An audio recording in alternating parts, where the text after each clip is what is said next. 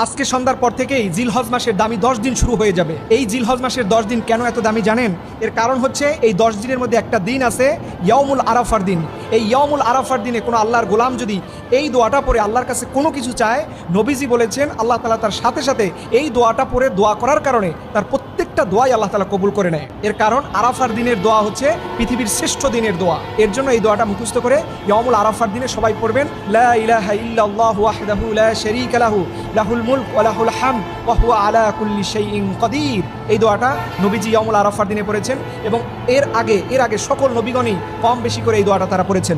এবং নবীজি বলেছেন ইয়াউমুল আরাফার দিনে কেউ যদি একটা রোজা রাখে তাহলে ওই বান্দার আগের এবং পরের পুরো 1 বছরের গুনাহ আল্লাহ তাআলা ক্ষমা করে দিবেন। বিশেষ করে যারা কোরবানি দিবেন, আজকে সন্ধ্যার পর থেকে আপনারা নখ, চুল, গোপন অঙ্গের পশম এই জাতীয় যত পরিষ্কার পরিচ্ছন্নতার কাজ আছে এগুলো সন্ধ্যার আগে আপনাকে সেরে ফেলতে হবে। এবং আপনি যখন কোরবানি দিয়ে ফেলবেন, এই কোরবানি করার পরে পুরো শরীরের